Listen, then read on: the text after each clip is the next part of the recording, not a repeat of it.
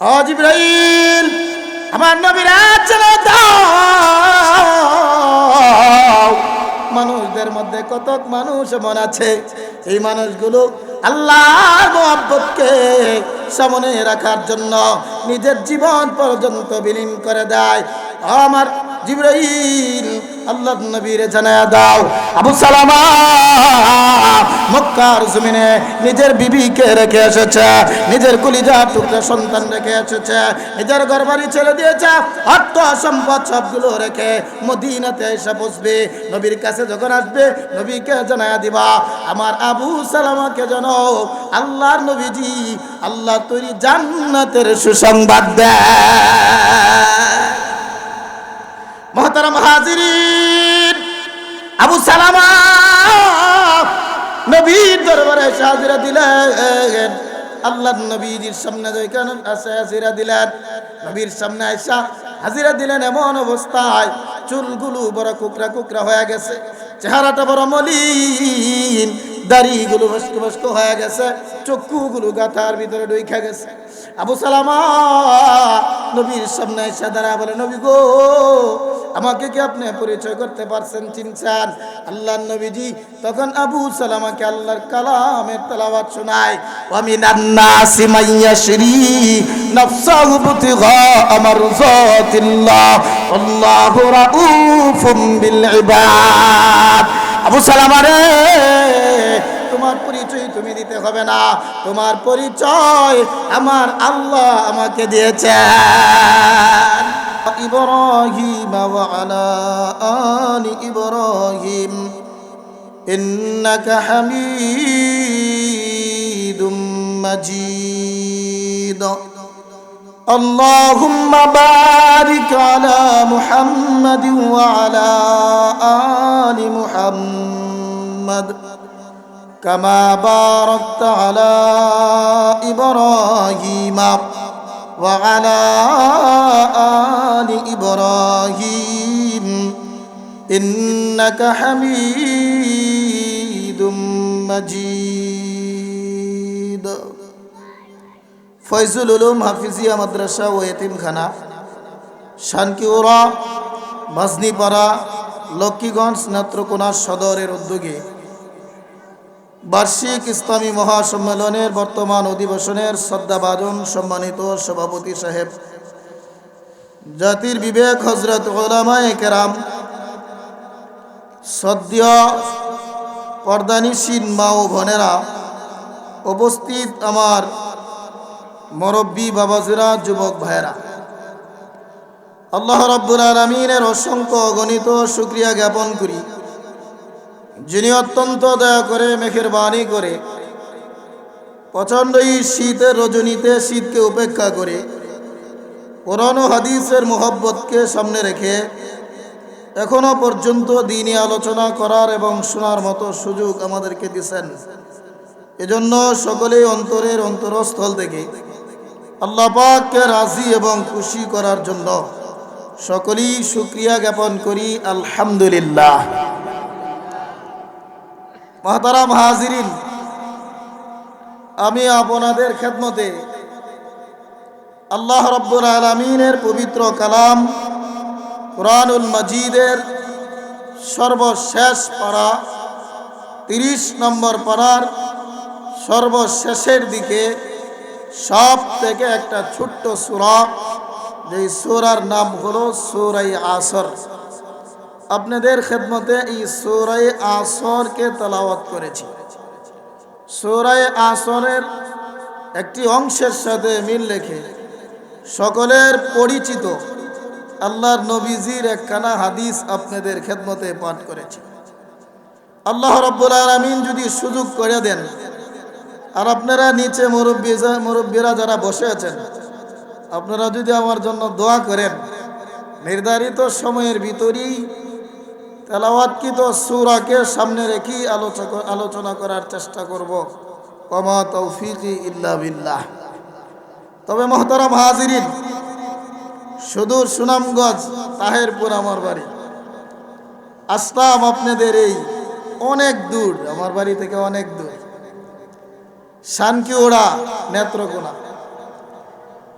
অত্র এলাকার সকল মুরব্বী বাবারা যারা আছেন, আমি আসলে আপনাদের সকল যারা এখানে বসে আছেন অনেকেরই ছেলের বয়সে, আপনাদের কাছে আকুল আবেদন, এই মাহফিল প্রতিদিন হবে না।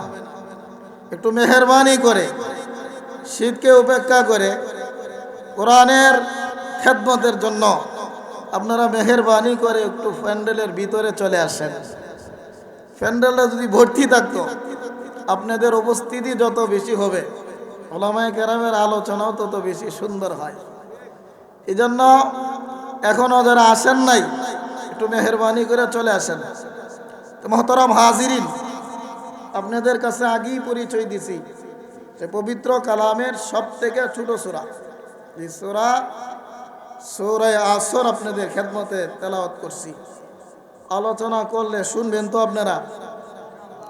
আল্লাহ রাব্বুল আলামিন এই সূরার মধ্যে গোটা মানব জাতিকে দুই ভাগে ভাগ করছেন। কয় ভাগে ভাগ করছেন?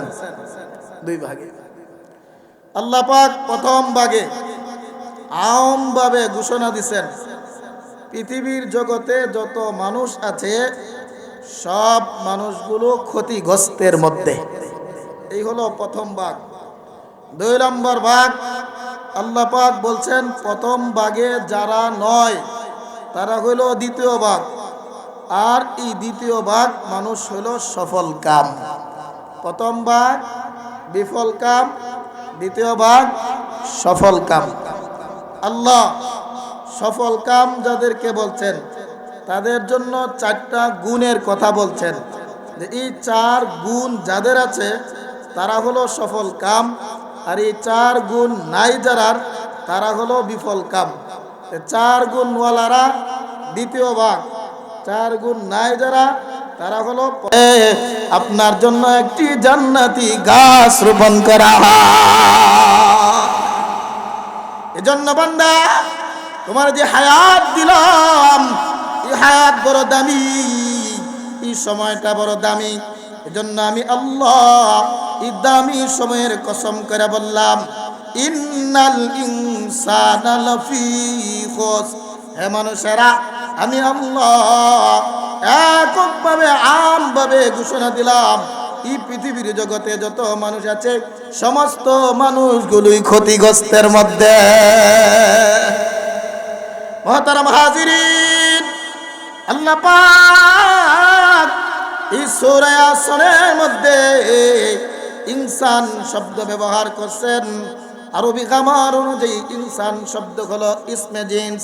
ইসমে জিন্স শব্দ ব্যবহার করে মহান মালিক গোটা পৃথিবীর সমস্ত মানুষকে একই শব্দের ভিতরে এনে ঘোষণা দিলেন, হ্যাঁ পৃথিবীর মানুষেরা, তোমরা খ্রিস্টান হইতে পারো, ইহুদি হইতে পারো, নাসারা হইতে পারো, হিন্দু হইতে পারো, মুসলমান থাকতে পারো, আমি আল্লাহ সূরা আসরের মধ্যে ইসমে জিত একটা শব্দ ব্যবহার করে তাম পৃথিবীর সমস্ত মানুষগুলোকে একই শব্দের ভিতরে ঢুকায়া আমি আল্লাহ ঘোষণা দিলাম, ইন্নাল ইনসানা লাফি খুস।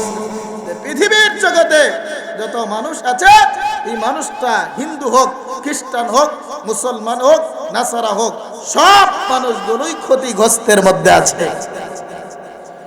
তবে মুহতারাম হাজিরিন, আল্লাহ পাক সমস্ত মানুষগুলোকে একই শব্দে একই সাথে ক্ষতিগ্রস্তের ঘোষণা দেওয়ার পর আল্লাহ ইল্লাল্লাযীনা আমানু ওয়া আমিলুস সালিহাত ওয়া তাওয়াসাউ বিল হাক্কি ওয়া তাওয়াসাউ বিস সাবর। ইল্লা হরফে ইস্তিসনা আল্লাহ ব্যবহার করে বলেন, ও পৃথিবীর মানুষেরা, আমি আল্লাহ প্রথমে তোমাদের সকলকে ক্ষতিগ্রস্তের ঘোষণা দিলাম। তবে রে বান্দারা, জেনে রাখো আমি আল্লাহ ঈশ্বরের মধ্যে চারটা গুণের কথা আলোচনা করলাম। এই চার গুণ যদি তোমার ভিতরে থাকে তাহলে তুমি হইলা সফল কাম। এই পৃথিবীর জগতে তোমার আশা সফল, এই পৃথিবীর জগতে তোমার থাকাটাও সফল। এই পৃথিবীর জগৎ তুমি একদিন ছেড়ে দিবা, তখনও পৃথিবীর জগৎটা ছাড়াও তোমার জন্য সফল হবে। এই 4 গুণ যদি তুমি অর্জন করতে পারো, পৃথিবীতেও আমি আল্লাহ তোমাকে দামি বানাইব, আর পরকালেও আমি আল্লাহ তোমাকে আমার তৈরি জান্নাতের মালিক বানাইব। মুহতারাম হাজিরিন, আল্লাহ পাক রব্বুল আলামিন বলেন, বান্দারা আমি এই সূরাতে যে 4টা গুণের কথা অর্জন করলাম, এই 4টা গুণ তোমরা হাসিল করো। কারণ বান্দা, এই সূরাটা যদি অক্ষরের দিক দিয়ে ছোট, যদিও হরফের দিক দিয়ে ছোট, যদিও আয়াতের দিক দিয়ে ছোট, মুফাসসিরিনে কেরাম বলেন, কোন বান্দা যদি এই সূরাটা পড়ে, এই সূরার তাফসীর জানে, সূরাতে আল্লাহ পাক যে গুণের কথা আলোচনা করছেন, এই গুণ যদি কোন বান্দার ভিতরে ঢুকে যায়, এই বান্দার तमाम জিন্দেগিটাই সফল হয়ে যায়। এজন্য মুহতারাম হাজিরিন, আল্লাহ পাক রব্বুল আলামিন বলেন, বান্দারা 4টা গুণের মধ্যে 1 নম্বর গুণ হলো ইল্লাল্লাযীনা আমানু। ও ঈমানদারেরা, 1 নম্বর গুণ হলো ঈমান নামক দৌলতটা তুমি অর্জন করো। ঈমান বড় দামি জিনিস, ঈমান বড় দামি দৌলত। এই ঈমান যার আছে তার ইহকালে আসাটাও সফল। ঈমান নামক দৌলত যার আছে তার দুনিয়ার জগতের কামাইগুলো সফল। ঈমান নামক দৌলত যার আছে এই ইহকালের সমস্ত কাজগুলো তার জন্য সফল। ঈমান নামক দৌলত যার নাই, এই পৃথিবীর জগতের কোনো আমল তার গ্রহণযোগ্য না। ঈমান যদি তোমার না থাকে, হ্যাঁ জীবন হজ করলে কোনো কাজে আসবে না। ঈমান নামক দৌলত যদি তোমার না থাকে, तमाम জিন্দেগীর নামাজ তোমার কোনো কাজে আসবে না। ঈমান নামক দৌলত যদি তোমার না থাকে, সারা জীবনের যাকাতে কোনো কাজে আসবে না। ঈমান নামক দৌলত যদি তোমার না থাকে, আল্লাহ পাকের সাজদাগুলো কোনো কাজে আসবে না। এজন্য রে বান্দা, 1 নম্বর গুণ হলো ঈমান নামক দৌলত তুমি অর্জন করো। কারণ ঈমান একটা বড় দামি জিনিস। এই দৌলতময় জিনিসের মালিক যখন তুমি হয়ে যাইবা, তোমার ইহকালও সফল হয়ে যাবে, তোমার পরকালও সফল হয়ে যাবে। এই জগতে আসা তোমার জন্য সফল, এই জগতে থাকাও তোমার জন্য সফল।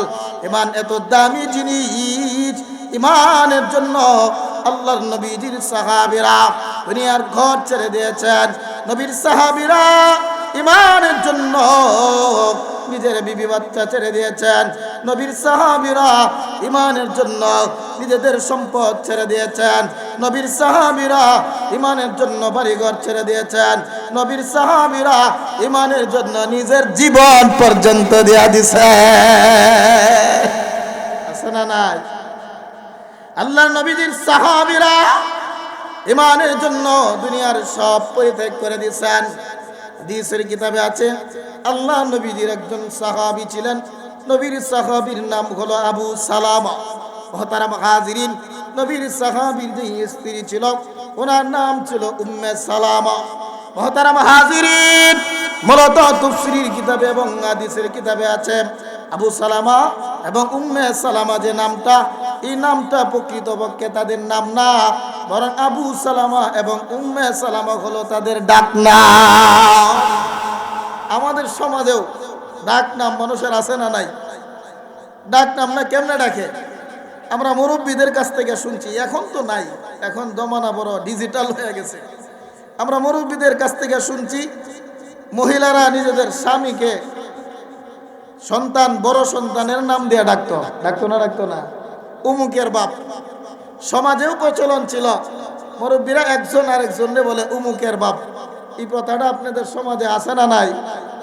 স্ত্রীরা নিজেদের স্বামীকে উমুকের বাপ কইলা ডাকতো। বিবাহের আগে আসেন, কই গো, কাজটা করেন না, যান না বাজারও, এরকম শব্দ ব্যবহার করে। কিন্তু মুহতারাম হাজিরিন, এখন তো যুগ ডিজিটাল হয়ে গেছে, একজন আরেকজনের নাম ধইরা ডাকতে অসুবিধা নাই। ডাকে না? আছে না নাই? আপনাদের নেত্রকোনায় মনে নাই, আমাদের এখানে আছে। নাম ধইরা ডাকে না?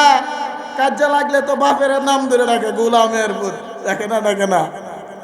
কিন্তু মুহতারাম হাজিরিন, নবীর সাহাবী উম্মে সালামা এবং আবু সালামা, তাদের নাম না ডাক নাম সন্তানের দিকে নিসবত করিয়া উম্মে সালামাকে উম্মে সালামা বলা হতো, আবু সালামাকে আবু সালামা বলা হতো।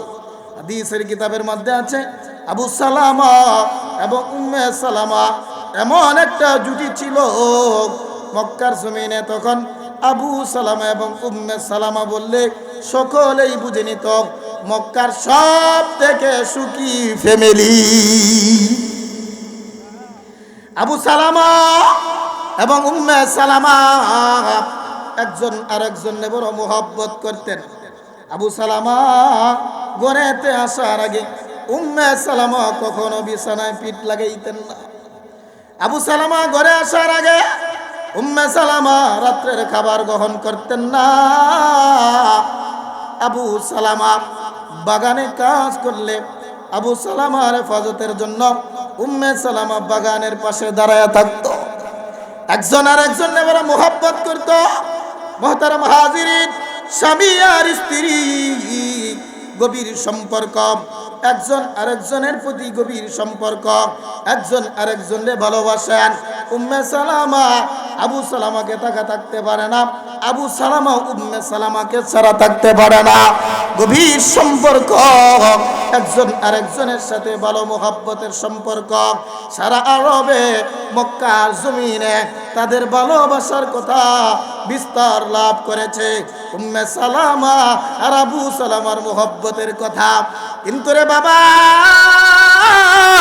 বর্তমান সমাজ এমন হয়ে গেছে, ও শান্তির আর মারা দিলেটা কান লাগাইয়া শুনবা, অন্তরের কান লাগাইয়া শুনবা। আবু সালামা এবং উম্মে সালামা থেকে শিক্ষা গ্রহণ করো। একজন আরেকজনের প্রতি কত টান ছিল, একজন আরেকজনের প্রতি কত মোহব্বত ছিল। সারা আরব উম্মে সালামার কথা শুনলে একই জেনে নিত এরা স্বামী আর স্ত্রী বড় মোহব্বত করে। আবু সালামার কথা শুনলে জানতো এরা একজন আরেকজন বড় মোহব্বত করে। কিন্তু মুহতারাম হাজিরিন, বর্তমান সমাজের ফ্যামিলিটা মনে হয় আওয়ামী লীগ আর বিএনপির মতো,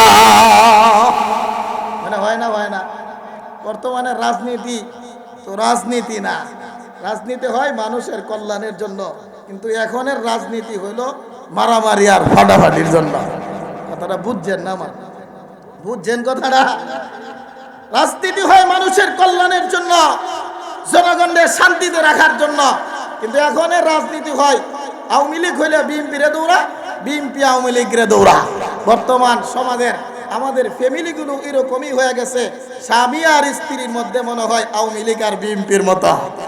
একজন আরেকজনকে ভালো পায় না, একজন আরেকজনের শত্রু ভাবে, একজন আরেকজনের কাজ করতে গিয়ে ভাগাভাগি করে।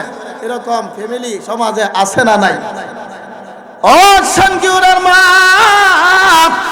আবু সালামার কথা শুনো, উম্মে সালামার কথা শুনো। একজন আরেকজনের প্রতি বড় মোহব্বত ছিল।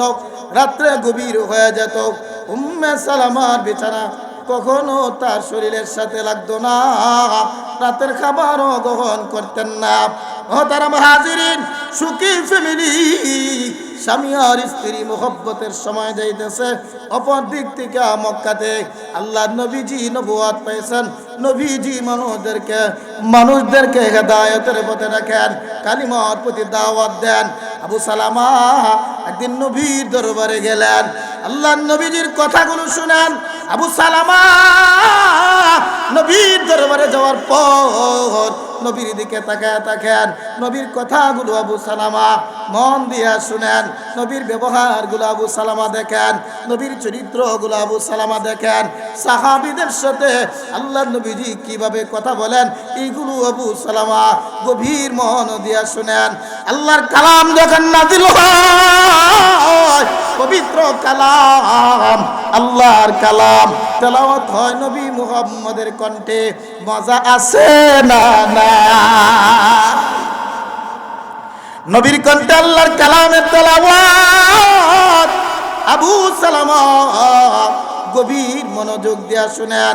আবু সালামা নবীর ব্যবহার দেখেন, নবীর কালামের তেলাওয়াত শুনেন, নবীর তালিম তরবিয়ত শুনেন, নবীর হাদিসের বাণী শুনেন। আবু সালামা একদিন ঘরে আসলেন, স্ত্রী উম্মে সালামাকে বললেন, উম্মে সালামা রে, মক্কাতে এক নবীর আগমন হয়েছে, তার নাম হলো মুহাম্মদ। চেহারাটা এমন সুন্দর, নবীর চেহারা চন্দ্র সূর্যের চাইতে সুন্দর, নবীর ব্যবহার চন্দ্র সূর্যের চাইতে সুন্দর। এমন ব্যবহার পৃথিবীর জগতের কেউ করে না। এত সুন্দর কথা পৃথিবীর কারো জবান দিয়া বাহির হয় না। এমন কালাম গো নবীর মুখ দিয়া বাহির হয়। মক্কার জমিনে এরকম কালাম কারো মুখ দিয়া বানায় না, কারো মুখ দিয়া বাহির হয় না। এত সুন্দর কালাম, যে কালাম পৃথিবীর জগতের কোনো মানুষের না। এই কালাম আল্লাহর পক্ষ থেকে নাজিল হয়। উম্মে সালামা রে, আমি সিদ্ধান্ত নিয়েছি নবী মুহাম্মদের প্রতি ঈমান আনব। উম্মে সালামা বলে, স্বামী তোমার বড় মুহাব্বত করি গো, তুমি যদি মুসলমান হয়ে যাও আমি উম্মে সালামা মুসলমান হয়ে যাব। স্বামী চলো নিরিবিলিতে নবীর কাছে চলে যাই। মুহতারাম হাজিরিন, নিরিবিলি পরিবেশে আবু সালামা এবং উম্মে সালামা নবীর দরবারে হাজিরা দিলেন। নবীর দরবারে হাজিরা দেওয়ার পর স্বামী আর স্ত্রী একই সাথে আল্লাহর নবীজির হাতে হাত রেখে কালিমা পড়ে মুসলমান হয়ে গেলেন। মুহতারাম হাজিরিন, কালিমা পড়ে যখন মুসলমান হয়ে গেলেন, পরের দিন ইশারা আরো অভ্যস্ত হয়ে গেছে। আবু সালামা উম্মে সালামা মুসলমান হয়ে গেছে। আবু সালামার আত্মীয়রা আয়েশা বলে, আবু সালামা তুমি জানো মক্কার সমস্ত নেতারা মুহাম্মদকে ভালো পায় না, মক্কার সমস্ত নেতারা মুহাম্মদকে শত্রুর মতো দেখে। এই অবস্থায় তোমরা যেহেতু কালিমা পড়ে মুসলমান হয়েছ, আবু সালামা রে, তোমার সাথে আমার কোনো সম্পর্ক নাই, আমাদের কারোর সাথে তোমার সম্পর্ক নাই, আমাদের সাথে চলাফেরা করতে পারবা না, আমাদের কাছে তুমি আর যেতে পারবা না। মুহতারাম হাজিরিন, অপর দিক থেকে উম্মে সালামার আত্মীয় স্বজন আয়েশা উম্মে সালামাকে বলে, উম্মে সালামা আবু সালামার কাছে তোমাকে বিবাহ দিয়েছিলাম ঈমান গ্রহণ করার কারণে। ও উম্মে সালামা, আজ থেকে আমাদের সাথে তোমার কোনো সম্পর্ক নাই, আমাদের বাড়িতে যাইতে পারবা না, আমাদের খোঁজখবর নিতে পারবা না। ঈমানের জন্য সব কিছু ছেড়ে দিতে হবে।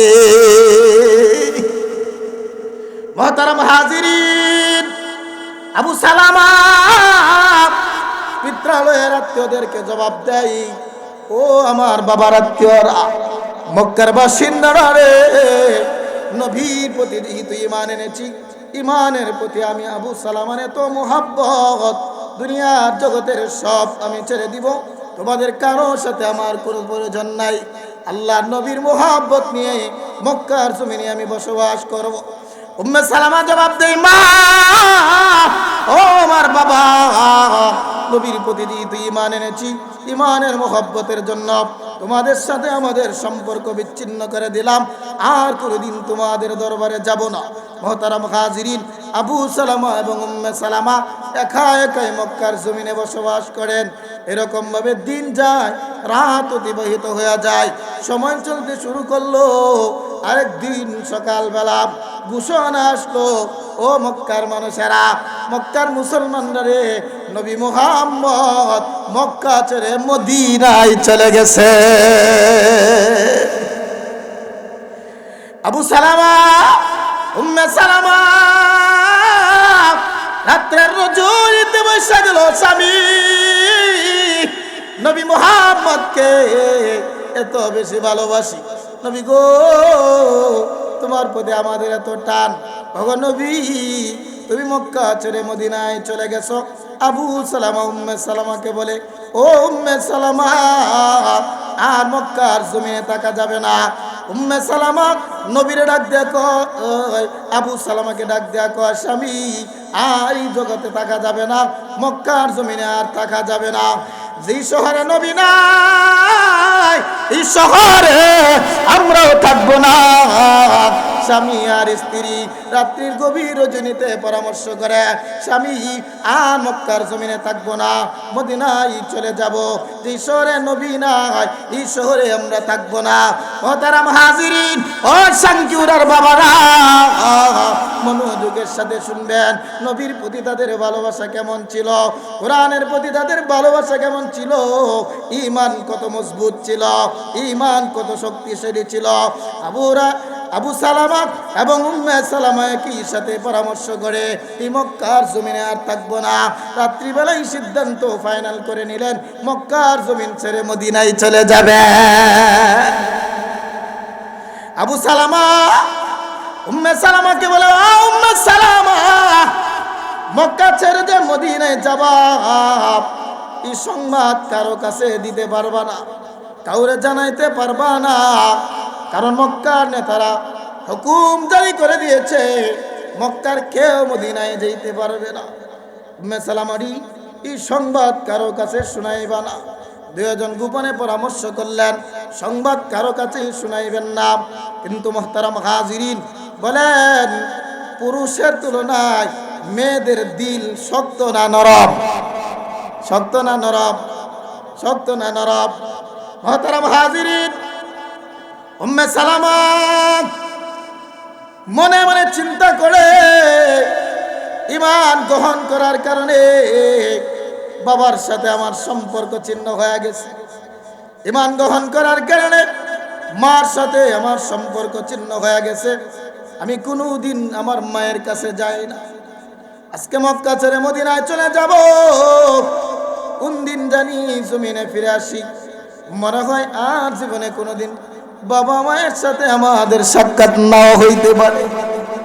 গভীর রজনীতে উম্মে সালামা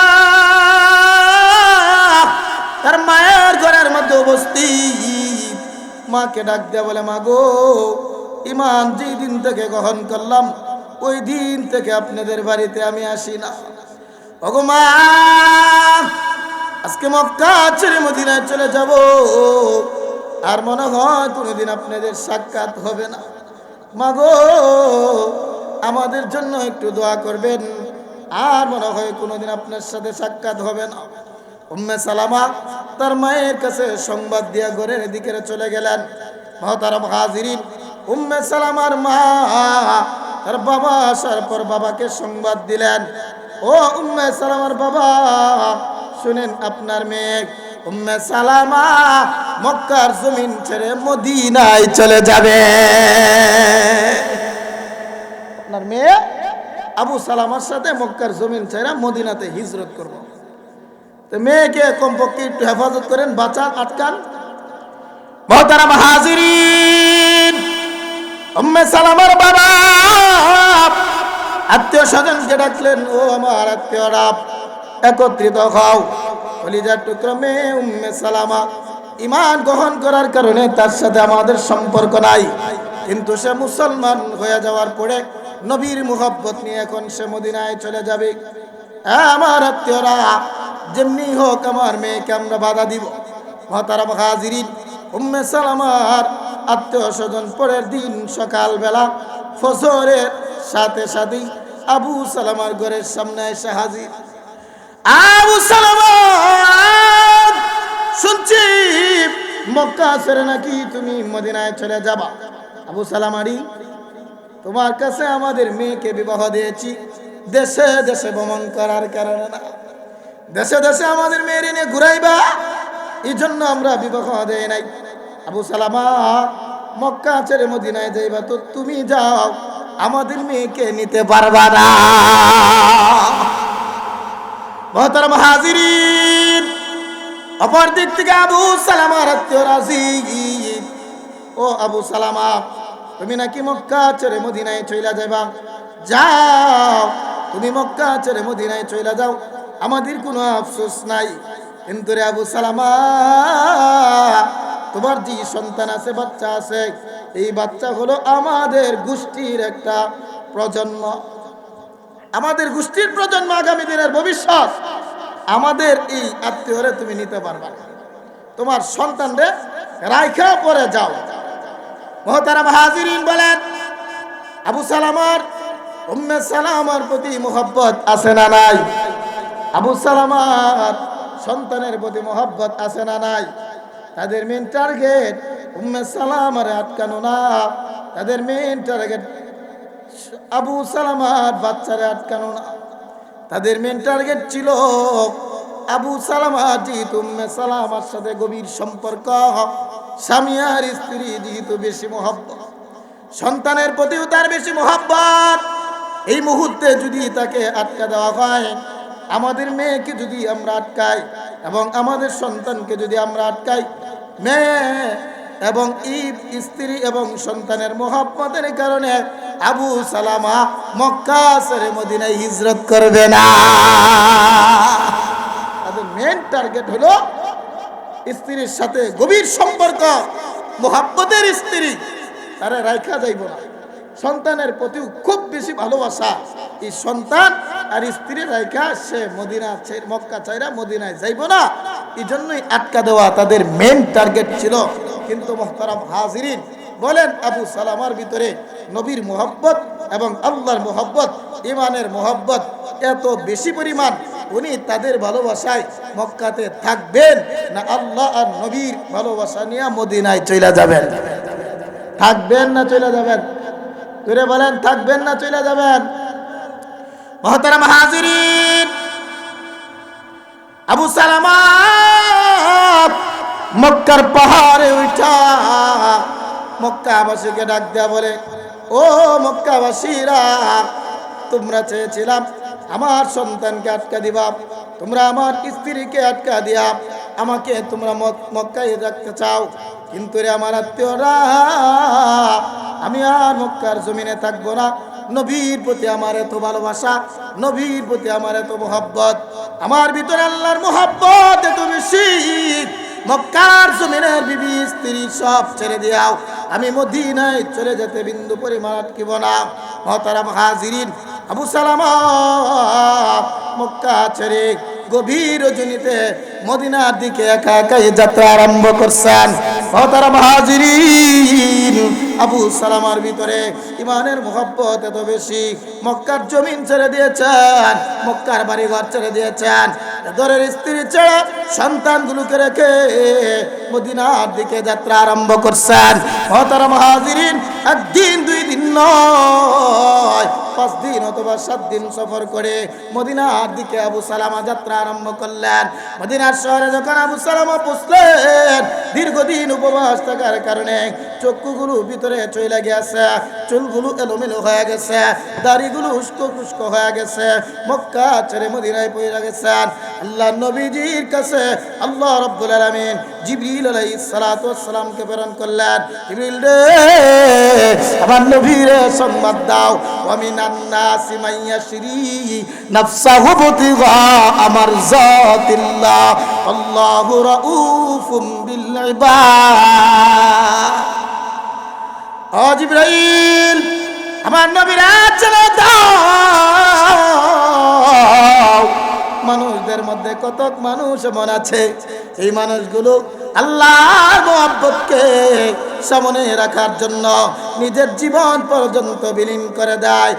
আমার জিবরাইল, আল্লাহর নবীরে জানায়া দাও, আবু সালামা মক্কার জমিনে নিজের বিবিকে রেখে এসেছে, নিজের কলিজা টুকরা সন্তান রেখে এসেছে, নিজের ঘরবাড়ি ছেড়ে দিয়েছে, অর্থ সম্পদ সবগুলো রেখে মদিনাতে এসে বসবে। নবীর কাছে যখন আসবে, নবীকে জানায়া দিবা, আমার আবু সালামাকে যেন আল্লাহর নবীজি আল্লাহ তৈরি জান্নাতের সুসংবাদ দেয়। মুহতারাম হাজিরিন, আবু সালামা নবীর দরবারে হাজিরা দিলেন। আল্লাহর নবীজির সামনে যেখানে আসে হাজিরা দিলেন, নবীর সামনে আয়েশা হাজিরা দিলেন এমন অবস্থায় চুলগুলো বড় কুকরা কুকরা হয়ে গেছে, চেহারাটা বড় মলিন, দাড়িগুলো বস্ক বস্ক হয়ে গেছে, চক্ষুগুলো গাথার ভিতরে ঢুকে গেছে। আবু সালামা নবীর সামনে এসে দাঁড়া বলে, নবী গো, আমাকে কি আপনি পরিচয় করতে পারছেন, চিনছেন? আল্লাহর নবীজি তখন আবু সালামাকে আল্লাহর কালামের তেলাওয়াত শোনায়।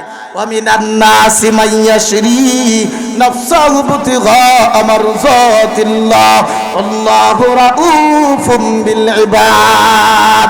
আবু সালামা রে, তোমার পরিচয় তুমি দিতে হবে না, তোমার পরিচয় আমার আল্লাহ আমাকে দিয়েছেন। মুহতারাম হাজিরিন, একদিন দুই দিন নয়, আবু সালামা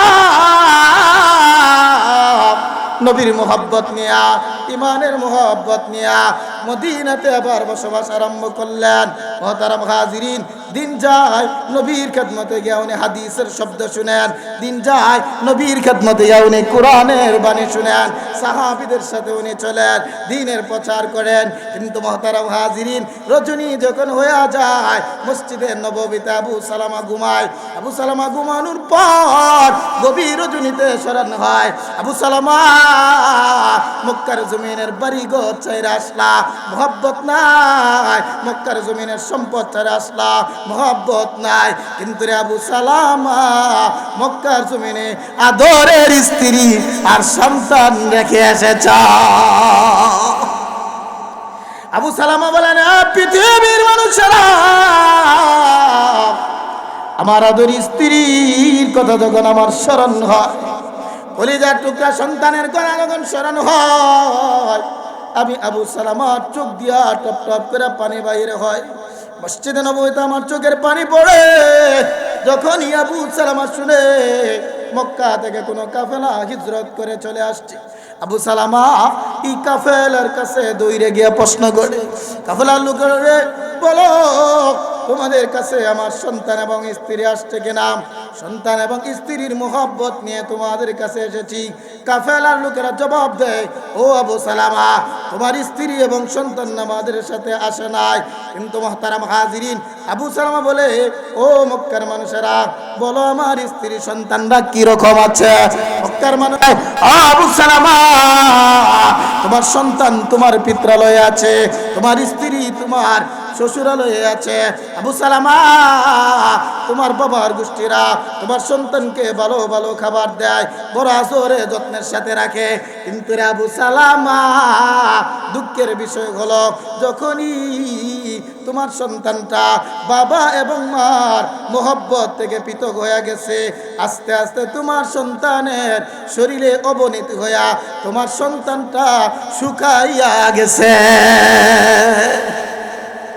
বলেন, ছোট্ট সন্তান যদিও ভালো ভালো খানা খাওয়ানো হয়, ভালোভাবেই রাখা হয়, বাবা আর মার মোহব্বত না পাইলে শরীর স্বাস্থ্য ঠিক থাকবো না, শুকায় যাইব।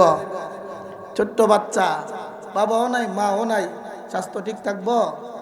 মুহতারাম হাজিরিন, মক্কার মানুষ ঘোষণা দেয়, আবু সালামা, তোমার স্ত্রী তোমার শ্বশুরালয়ে আছে, তারা বড় যত্ন করে রাখে, আদর করে রাখে। কিন্তু আবু সালামা, তোমার স্ত্রী তো তোমার প্রতি বড় মোহব্বত ছিল। যখনই তোমার কথা স্মরণ হয়, পৃথিবীর সব শান্তিগুলো সে ভুলে যায়। তোমার টেনশনের জন্য তোমার স্ত্রীটাও শুকায় গেছে। আবু সালামা বলে, মক্কার মানুষ, তোমাদের কাছ থেকে যখন শুনি আমার বাচ্চাটাও শুকায় গেছে, তোমাদের কাছ থেকে যখন শুনি আমার স্ত্রীও শুকায় গেছে, কলিজাটা ফাটা যায় আর চোখ দিয়া টপ টপ করে পানি বাহির হয়। আবু সালামা তখন বলে, আল্লাহ, তোমার মোহাব্বতের জন্য, ইমানের মোহাব্বতের জন্য, তোমার নবীর মোহাব্বতের জন্য কলিজার টুকরা সন্তান ছেড়ে দিলাম, তোমার মোহাব্বতের জন্য আমার বিবিকে ছেড়ে দিলাম। আল্লাহ, ইমানের মোহাব্বতের জন্য আমার সন্তান রেখে রেখে মদিনায় একা একা বসবাস করে। মুহতারাম হাজিরিন, একদিন দুই দিন নয়, এইরকম ভাবে 6 মাস অতিবাহিত হইল। 6 মাস অতিবাহিত হয়ে গেছে। মুহতারাম হাজিরিন, মুহতামিম প্রধান অতিথি সবাই পড়ছেন, আমি সংক্ষিপ্ত করে দিচ্ছি। মুহতারাম হাজিরিন, 6 মাস অতিবাহিত হয়ে গেছে। মক্কার মানুষরাও তখন বুঝলেন আবু সালামার ভিতরে ইমানের বড় মোহাব্বত আছে, আবু সালামার ভিতরে নবীর মোহাব্বত বেশি, আবু সালামার ভিতরে আল্লাহর মোহাব্বত বেশি। মক্কার মানুষ উম্মে সালামাকে ডাক দেয়া বলে, উম্মে সালামা, আমরা ভেবেছিলাম মনে হয় 1 মাস 2 মাস কিছুদিন পরে আবু সালামা চলে আসবে, কিন্তু এখনো যেহেতু আসে নাই, আমরা বুঝে নিয়েছি আবু সালামার ভিতরে ইমানের মোহাব্বতই বেশি, আবু সালামার ভিতরে নবীর মোহাব্বতই বেশি। উম্মে সালামা, যাও, তোমাকে অনুমতি দেওয়া হলো, তুমি মক্কা ছেড়ে মদিনায় তোমার স্বামীর কাছে চলে যাও। মুহতারাম হাজিরিন, উম্মে সালামা এবার আবু সালামার পিত্রালয়ে গিয়ে বলেন, আমার বাবারা, আমার আত্মীয় স্বজন আমাকে মদিনা যাওয়ার অনুমতি দিয়েছে, আপনারা যদি আমার কলিজা টুকরা সন্তানকে দিতেন, মক্কা ছেড়ে মদিনায় আমিও চলে যাইতাম। মুহতারাম হাজিরিন, আবু সালামার আত্মীয়রা সন্তানটাকে আবার দিয়া দিলেন, বলেন যাও, আবু সালামার সাক্ষাতে তোমরা মদিনায় চলে যাও। মুহতারাম হাজিরিন, একটা কাফেলা প্রস্তুত হয়ে গেল। কাফেলার সাথে আবু সালামার স্ত্রী উম্মে সালামা ছোট বাচ্চাকে কুলে নিয়ে আবু সালামার সন্ধান পাওয়ার জন্য, নবীর মোহাব্বত পাওয়ার জন্য, নবীর চেহারা দেখার জন্য, আল্লাহর মোহাব্বত নিয়ে মক্কা ছেড়ে মদিনা হিজরত করলে। রাস্তাতে উম্মে সালামা ভাবে, 1 দিন 2 দিন না, 6 মাস অতিবাহিত হয়ে গেছে, প্রাণের স্বামীকে আমি দেখি নাই। আজকে মক্কা ছেড়ে মদিনায় যাওয়ার পরে স্বামীকে যখন আমি পাইব, পিছনের দিক থেকে যাব, সামনের দিক থেকে যাইব না, পিছনের দিক থেকে গিয়া আবু সালামার চক্ষুতে আমি ধইরা পিছনের দিক দিয়ে আমি ডাক দিব, দেখবো আবু সালামা আমার কণ্ঠস্বরটা ভুলে গেছে না, এখনো মোহাব্বত আছে। বিভিন্ন ধরনের কল্পনা জল্পনা ভিতরে আসলো। মুহতারাম হাজিরিন, মক্কা ছেড়ে মদিনার দিকে যাত্রা আরম্ভ করছেন। অনেক সময় অনেকটা ভাবেন, গিয়া স্বামীর সাথে এমনি কথা বলবেন, এইভাবে সাক্ষাৎ করবেন, এইভাবে কথা বলবেন। মুহতারাম হাজিরিন, যখন তিনি মক্কা ছেড়ে মদিনায় ঢুকলেন, মদিনার রাস্তাতে আইসা মদিনার ভিতরে প্রবেশ করবেন, এমনি মুহূর্তে মুহতারাম হাজিরিন একজন ঘোষণাকারী ঘোষণা দিতেছে, মদিনার নবীর সাহাবীরা, তোমরা কই গো, তোমরা কোথায় আছো? নবীর প্রেমিক সাহাবী আবু সালামা পৃথিবীর জগৎ ছেড়ে গেছেন। আবু সালামার জানাজা মসজিদে নবীর সামনে হইবে, নবী নিজে ইমামতি করবেন। তোমরা কই? সকলেই মসজিদে নববীর সামনে চলে আসো।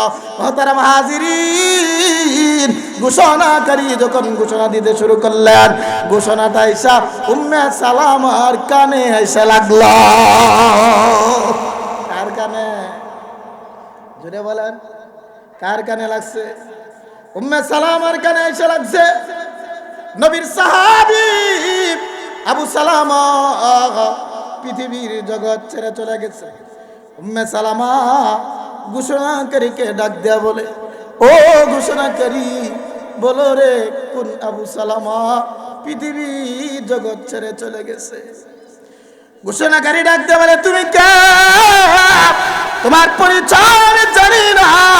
নবীর ওই সাহাবী আবু সালামা যে 6 মাস আসে মক্কার জমিন ছেড়ে দিয়েছে, যে 6 মাস আগে মক্কাতে তার আদরের স্ত্রী উম্মে সালামাকে রেখে এসেছে, যে মক্কাতে কলিজা টুকরা সন্তানকে রেখে এসেছে, মক্কার বাড়ি ঘর সব কিছু ছেড়ে নবীর ভালোবাসা নিয়ে মদিনা হিজরত করে এসেছিল, ওই আবু সালামা দুনিয়ার জগৎ ছেড়ে আল্লাহ তৈরি জান্নাতের বাসিন্দা হয়ে গেছে। মুহতারাম হাজিরিন, বলেন উম্মে সালামা বুঝছেন না? বুঝছেন না? বুঝছে না? বুঝছে না যে কার মৃত্যু হয়েছে? বুঝছে না? বুঝছে না? মুহতারাম হাজিরিন, উম্মে সালামা দৌড় দিয়া মদিনার সামনে হাজির। মসজিদে নববীর সামনে উপস্থিত হওয়ার পর দেখলেন আল্লাহ নবীজির সামনে আবু সালামার লাশ খাটিকায় রাখা হয়েছে। উম্মে সালামা কাপড়ের একটু মুখ সরাই আলেন। আবু সালামার চেহারার দিকে তাকায় কান্না আরম্ভ করছে। আবু সালামা, তুমি আমার সাথে গুসা করেছো, আমার সাথে কথা বলবা এই জন্য তুমি কাটি খাই শেয়ার হইছ। আবু সালামা, তোমার প্রতি আমার এত মুহাব্বত, মক্কার সব ছেড়ে আমি তোমার পাশে আসার জন্য বড় চেষ্টা করেছি, কিন্তু মক্কার মানুষ আমারে আসতে দেয় না, আমাকে মক্কার মানুষগুলো আটক করে রেখেছে। স্বামী, চক্ষু মেলাও, দেখো আমি তোমার আদরের স্ত্রীর সবার সামনে আসি। স্বামী গো, তোমার কলিজার টুকরা সন্তান তোমার সামনে নিয়ে এসেছি, একটু চক্ষু মেলাও। মহতারাম হাজিরিন, বলেন উম্মে সালামা কায়না চোখের পানি বাসাইলেও আবু সালামা কথা বলার শক্তি আছে না? না, জোরে জোরে কান্না করে আবু সালামা, মক্কার বাবা ছেড়ে দিলাম গো, মক্কার মা ছেড়ে দিলাম, মক্কার সন্তান ছেড়ে দিয়া, বাড়িঘর ছেড়ে দিয়া, তোমার মোহাব্বত নিয়া, নবীর মোহাব্বত নিয়া, আল্লাহর মোহাব্বত নিয়া মদিনায় আসলাম। এখন নাকি তুমি চিরবিদায় হয়ে গেছ। বলে আবু সালামা, এই মদিনাতে আমি কাউরে চিনি না, আমি কার সাথে থাকবো? আল্লাহ নবীজি খাজা আবু সালামার ইমানের ত্যাগের জন্য আমি আল্লাহ আবু সালামাকে জান্নাতবাসী বানাইব। এজন্য মুহতারাম হাজিরিন, যে আলোচনা ছিলাম ইমানের দাম আছে না নাই?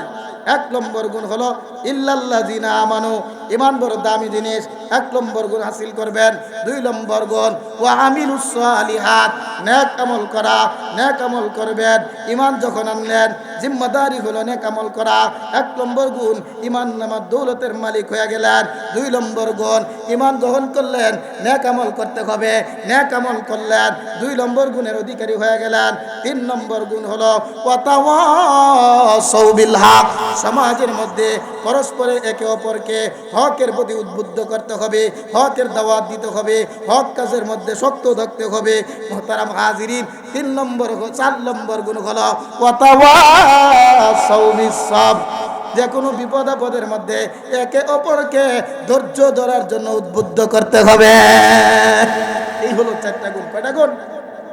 1 নম্বর গুণ ইল্লাল্লাযিনা আমানু, ইমান নামক দৌলতের মালিক হতে হবে। 2 নম্বর ওয়া আমিলুস সালিহাত, নেক আমল করতে হবে। 3 নম্বর ওয়াতাওয়াসাউ বিল হক, হকের প্রতি একে অপরকে আহ্বান করতে হবে। 4 নম্বর গুণ ওয়াতাওয়াসাউ বিস সাবর, যে কোনো বিপদ আপদে ধৈর্য ধরতে হবে, একে অপরকে ধৈর্যের প্রতি